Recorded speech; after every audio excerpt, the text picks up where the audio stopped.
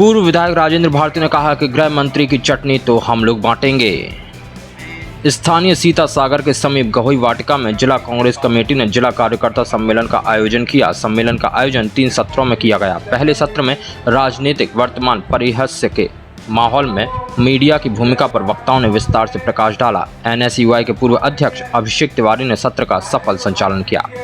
दूसरे सत्र में प्रदेश में होने जा रहे हैं विधानसभा चुनाव के संदर्भ में कांग्रेस के वरिष्ठ नेताओं ने जिले भर से आए कांग्रेस कार्यकर्ताओं को चुनाव जीतने के लिए बूथ पर मजबूती से खड़े रहने की सूक्ष्म बारीकियों से अवगत कराया।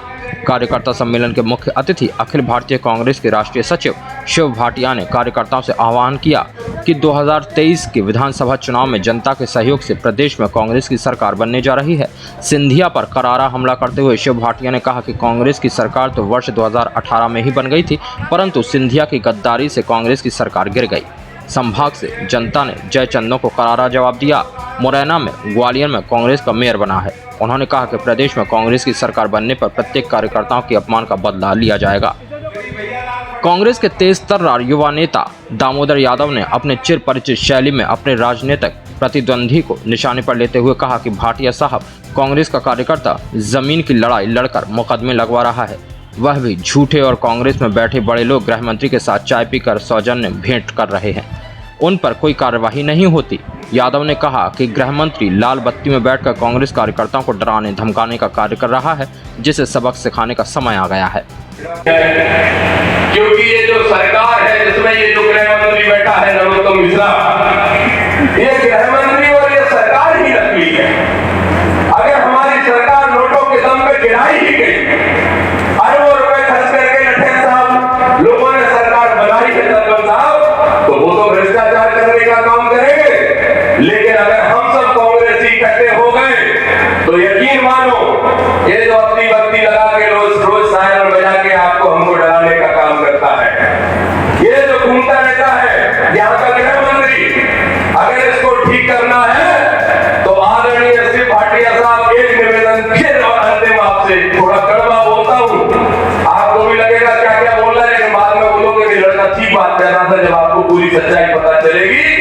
ये जो बड़े बड़ों की दोस्तियां हैं, ये दोस्तियां भी खत्म करवा दीजिए। ये कार्यकर्ता टूटता है, पिटता है, मिटता है, केस लगवाता है, और बड़े बड़े लोग चाय पी लेते हैं और कहते हैं सौजन्य भेंट हो रही है। अगर कार्यकर्ता है बीजेपी का मंडल अध्यक्ष से मिले जाए तो उस पर कार्रवाई हो जाएगी, और बड़े बड़े लोग मिले तो कहेंगे सौजन्य भेंट हो रही है। सौजन्य भेंट है, आपसे हाथ जोड़ के निवेदन है कि जिस दिन आपने सौजन्य भेंट बंद करवा दी तो यहाँ बैठा एक कार्यकर्ता इस मंत्री की पत्ती ही खींचेगा, इसको भगा के जनता तक पहुंचाने का काम करेगा। और दामोदर यादव आपसे वादा करता है, जितनी नौजवानों की टीम है यहाँ सैकड़ों की हजारों की जो मेरे साथ कांग्रेस में 10 साल पहले जुड़े थे, एक एक कांग्रेस का सिपाही बन के, एक एक ऐसा सिपाही बन के कि भाजपा के भ्रष्टाचारियों पे 100 पे भारी पड़ेगा, और इस दतिया जिले की 3 सीटें जिता के माननीय कमलनाथ जी को मुख्यमंत्री बनाने का काम करेगा। आप सबको बहुत बहुत धन्यवाद। कांग्रेस के पूर्व विधायक राजेंद्र भारती ने कहा कि हमें पता है कौन कौन बिकता है, और पूरी दतिया को ऊपर से नीचे तक सबको पता है।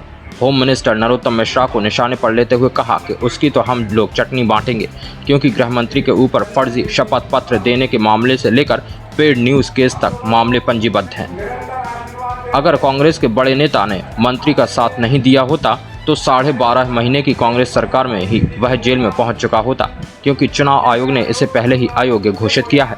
साथ ही पूर्व विधायक भारती ने सिंधिया को कटघरे में खड़ा करते हुए कहा कि उनकी गद्दारी से ही कांग्रेस की सरकार गिराई। गद्दारी उनके खून में है, और सन 1857 में भी अंग्रेजों के मित्र सिंधिया ने छोड़ी राजधानी थी, खूब लड़ी मर्दानी, वह तो झांसी वाली रानी थी। ये भी कहते हैं कि हमको 2018 में 20 लाख रुपए मिला था। एक राजेंद्र भारती उज्जैन से लड़ रहे थे, राजेंद्र भारती दतिया से लड़ रहे। यहाँ तक लोग कहते हैं हाँ मिला था, उनके खाते का पैसा हमारे खाते में भी आ गया था, और इस तरह से पार्टी ने 20 लाख रुपए से 40 लाख रुपए हमारे खाते में आ गया।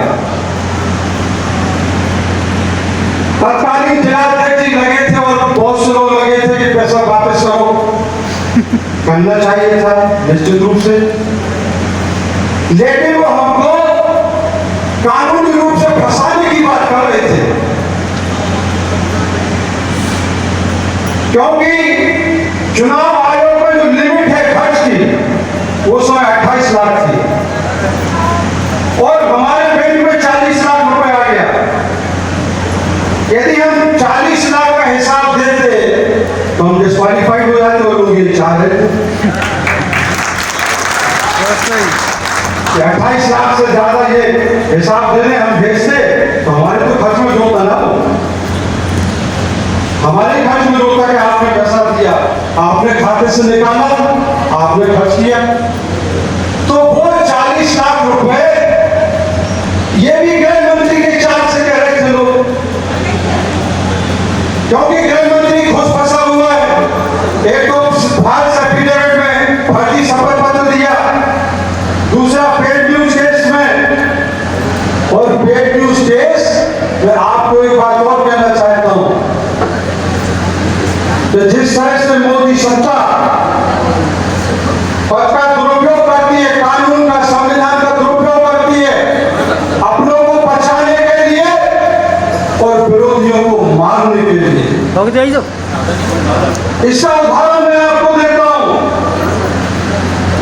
Narottam Mishra fake news case में 17।